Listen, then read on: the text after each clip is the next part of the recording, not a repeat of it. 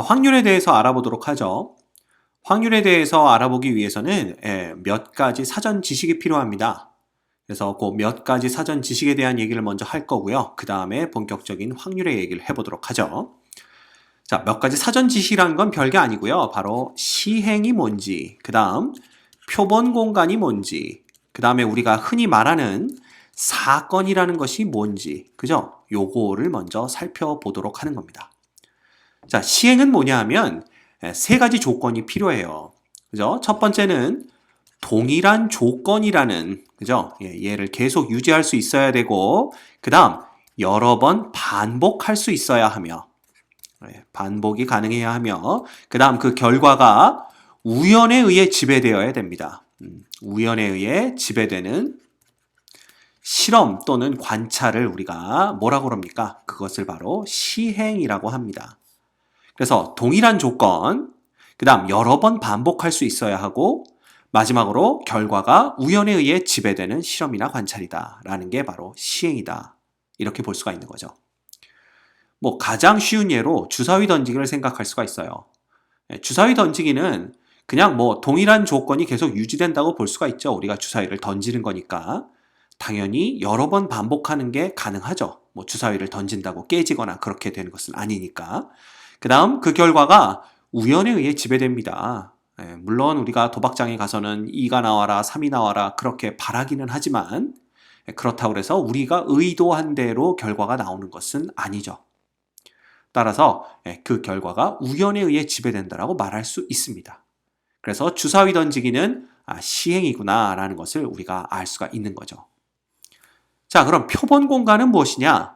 표본 공간은 방금 전에 살펴본 바로 시행의 결과들의 뭡니까? 바로 이 부분이 참 중요합니다. 결과들의 색깔 바꿔야 되겠다. 이제 집합입니다. 중요한 건 얘를 집합으로 이해하셔야 된다라는 거예요. 그죠? 네. 따라서 주사위 던지기라는 시행에서의 표본 공간이 무엇이냐라고 물어본다면, 그죠?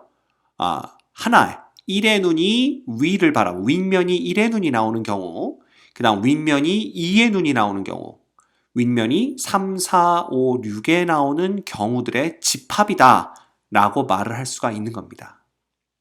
됐죠? 자, 그러면 사건은 무엇이냐? 학생들한테 사건이 뭐니? 라고 물어보면 살인, 방화, 폭력 이렇게 얘기를 하는데 그런 사건이 아닙니다. 여기서는 간단하게 바로 표본 공간에, 얘도 참 중요합니다. 이 사건이 이럴 줄 몰랐을 거야. 부분 집합입니다. 얘도 중요한 건 바로 집합이라는 거죠. 사건이. 그러니까 예를 들면 이런 겁니다. 주사위 던지기에서 짝수의 눈이 나오는 사건이라고 우리가 흔히 표현을 하죠. 근데 그 짝수의 눈이 나오는 사건이라는 것은 결국 2, 4, 6이라는 표본 공간의 부분 집합이 되는 겁니다. 이해가 됩니까? 네. 그래서 2의 눈이 나오는 사건이라는 것은 바로 그 부분 집합을 부르기 편하도록 우리가 이름을 지어준 것에 불과한 것이죠. 네. 그래서 여러분이 이해해야 될 것은 바로 사건이라는 것이 표본 공간의 부분 집합이다, 집합이다 라는 것을 꼭 이해하고 계셔야 됩니다. 됐습니까? 자, 그런데 하나 더, 여기서 또 하나 우리가 확률을 정의할 때 필요한 근원사건이라는 개념이 있어요. 근원사건은 뭐냐 하면 원소의 개수가, 그죠? 한 개인 사건을 얘기합니다. 사건이 우리가 집합이라고 했기 때문에 원소의 개수가 한 개인 사건이라는 것은 결국 원소의 개수가 한 개인 표본 공간의 부분 집합이다, 이렇게 볼 수가 있는 것이죠. 그죠? 예를 들면 주사위에서는 1의 눈이 나오는 사건이 근원 사건입니다. 원소의 개수가 하나밖에 없기 때문에. 혹은 2의 눈이 나오는 사건, 3의 눈이 나오는 사건 전부 다 마찬가지가 되겠죠. 됐죠? 자, 그래서 기본적인 게 바로 요 네 가지입니다. 우리가 필요한 사전 지식이 되겠죠. 여기에 이제 더불어 합사건이라는 얘기가 등장을 합니다. 이 합사건이라는 얘기는 뭐냐 하면 당연히 두 사건 A와 B의 합집합으로 표현할 수 있는 사건들입니다. 뭐 예를 들자면 4의 약수가 나오거나 또는 홀수가 나온다. 주사위 던지기에서 말이에요. 그죠? 이렇게 되면 이 또는의 의미가 바로 합집합의 의미이기 때문에 4의 약수들과 홀수의 눈이 나오는 사건들을 합집합해주는 개념이 되겠죠. 그래서 이런 사건을 우리가 합사건이라고 표현을 합니다. 당연히 그렇다면 곱사건이라는 것도 있을 텐데 왜 당연하다고 표현을 했냐 하면 합집합이 나오면 교집합도 나오기 때문에 그렇습니다. 따라서 예를 들면 4의 약수이면서 동시에 그리고죠. 그리고 홀수인 그죠 사건 뭐 이런 거죠.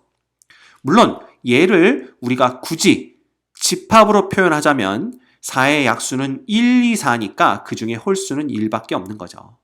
뭐 위에 거를 우리가 표현하자면 어떻게 1, 그 다음에 2, 3, 4, 5 이렇게 표현할 수 있겠네요. 그죠? 네, 이런 겁니다. 그 다음 당연히 여사건이라는 개념도 있을 수가 있죠. 여사건은 여집합으로 표현이 됩니다. 그래서 4의 약수가 아닌 사건, 약수의 눈이 나오지 않을 사건, 나오지 않는 사건, 뭐 이런 것들이 바로 여사건이 되겠죠. 당연히 여집합으로 표현이 됩니다. 그 다음 배반 사건이라는 게 있는데 이 배반 사건은 뭐냐 하면 바로 A와 B의 교집합이 공집합이 되는 사건들 둘을 우리가 배반 사건이라고 얘기를 해요. 예를 들자면 홀수의 눈이 나오는 사건과 짝수의 눈이 나오는 사건은 서로 배반 사건이 됩니다. 왜냐하면 이 두 사건의 교집합이 공집합이기 때문에 그렇습니다. 됐죠? 그래서 여기까지가 우리가 확률을 이해하는 데 필요한 기본적인 배경 지식이 됩니다. 됐습니까?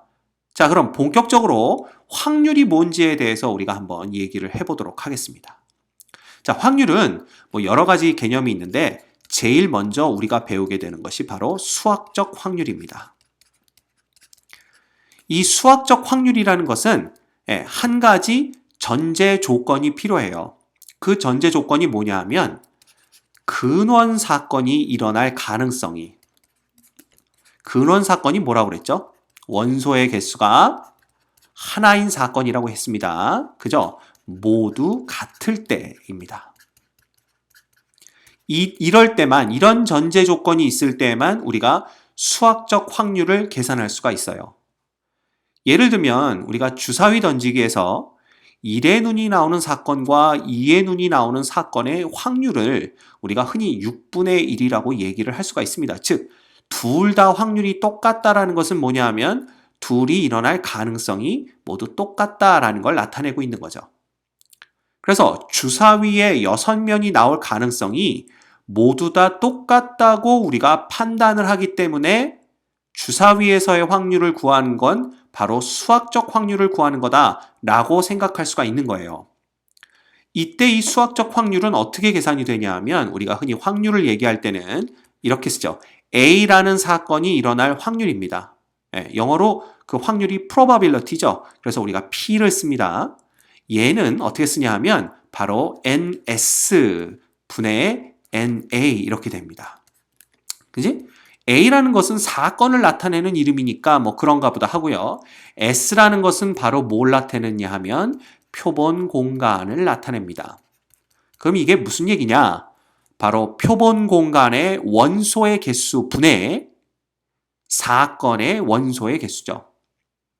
뭐 우리가 흔히 확률이 뭐냐고 물어보면 경우의 수분의 경우의 수입니다. 즉 전체 일어날 수 있는 경우의 수분의 특정 사건이 일어날 수 있는 경우의 수다라고 말을 하는데 그게 맞는 얘기죠. 그렇지만 엄밀히 말하면 표본 공간의 원소의 개수분의 사건의 원소의 개수가 되는 겁니다. 그죠? 이것은 그 표본 공간과 사건이 모두 집합으로 정의되기 때문에 가능한 일입니다. 알겠죠?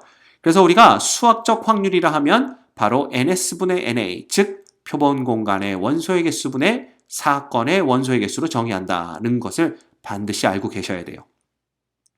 자, 그러다 보니까 어떤 일이 벌어지냐 하면 보세요.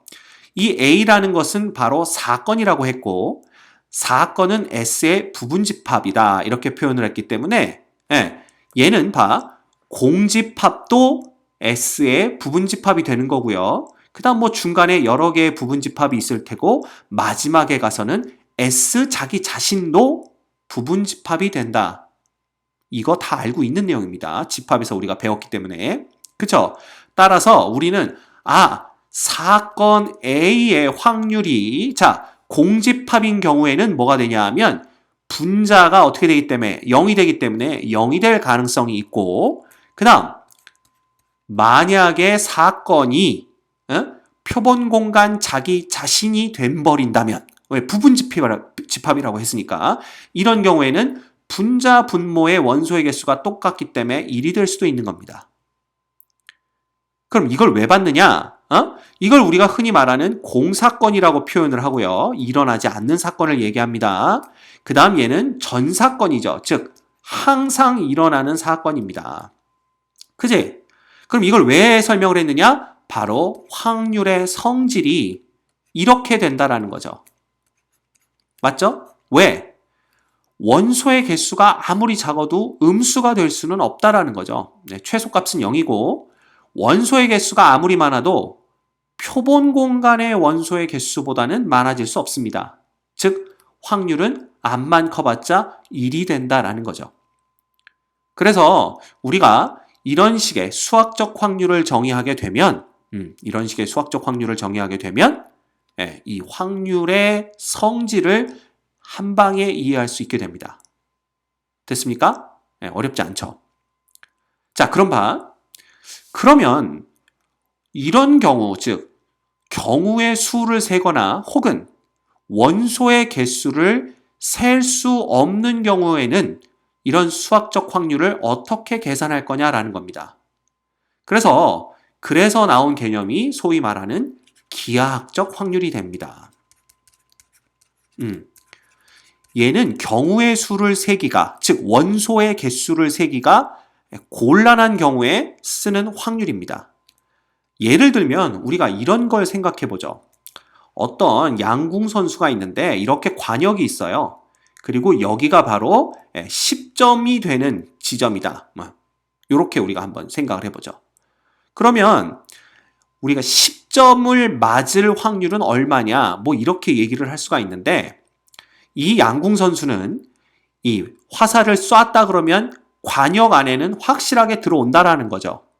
그리고 관역 안에 어딘가에 맞을 가능성은 어디든 모두 똑같다 이렇게 되는 겁니다.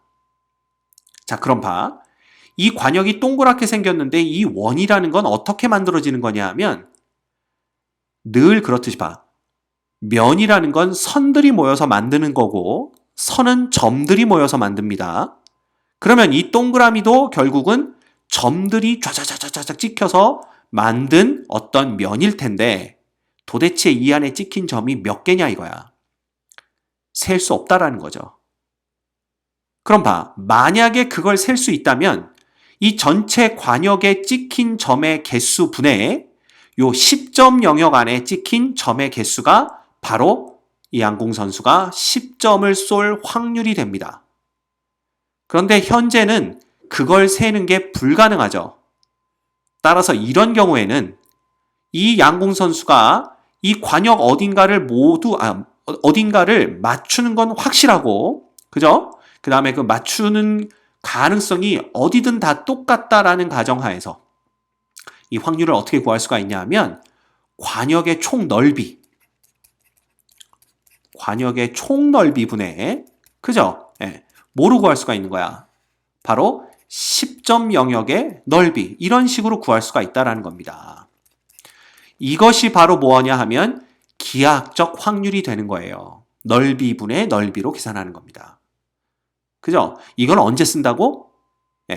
하나하나씩 경우의 수를 세기 힘든 경우, 즉 원소의 개수를 세기가 힘든 경우에는 기하학적 확률을 쓴다라고 생각하시면 됩니다. 알겠죠? 오케이. 이거에 대한 예제는 이어지는 우리가 영상에서 계속 확인할 수가 있을 겁니다.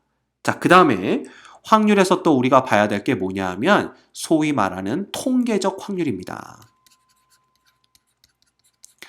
이 통계적 확률은 또 언제 쓰는 확률이냐 하면 아까 우리가 수학적 확률을 계산할 때의 전제 조건이 근원 사건이 일어날 가능성이 모두 똑같다고 판단되는 경우다. 이렇게 얘기를 했었잖아요. 그죠?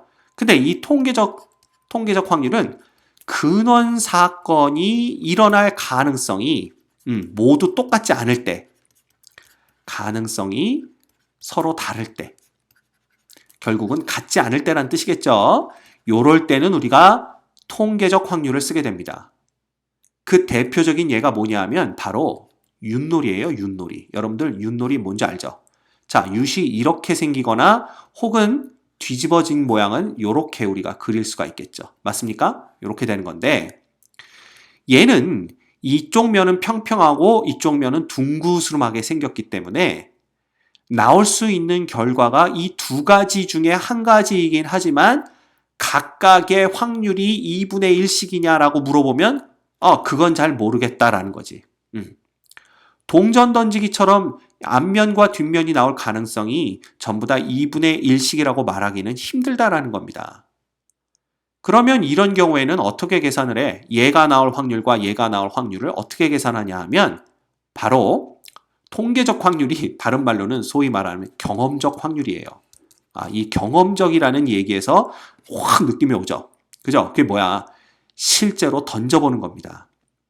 그죠? 그래서 우리가 흔히 이게 만약에 요렇게 나올 확률이 뭐 얼마냐라고 물어보면 우리가 흔히 n분의 r이다라고 표현을 하죠.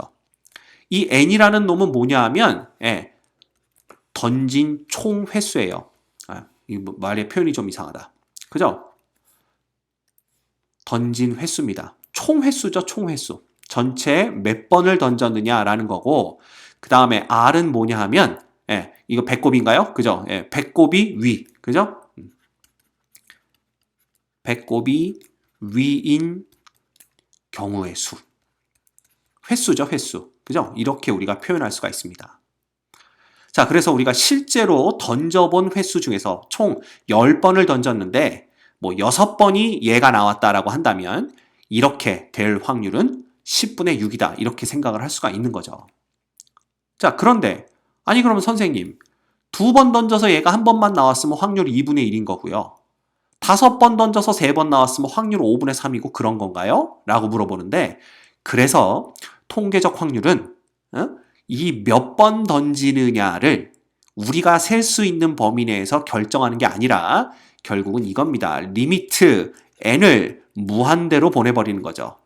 그죠? 그래서 어마어마하게 많이 던져봤을 때 배꼽이 위인 경우의 수가 몇 번이냐를 가지고 바로 요렇게 육가락이 요렇게 놓일 확률을 결정하게 되는 겁니다. 이해가 되셨나요? 이렇게 되는 겁니다. 그래서 여러분들이 우리가 간단하게 확률에 대한 개념을 살펴봤는데 사실 시험에 나오는 우리가 교육과정에서 배우는 확률은 거의 90% 이상이 수학적 확률입니다. 이 수학적 확률이 거의 90% 이상을 차지해요. 따라서 여러분이 집중적으로 공부해야 될 것은 바로 수학적 확률입니다.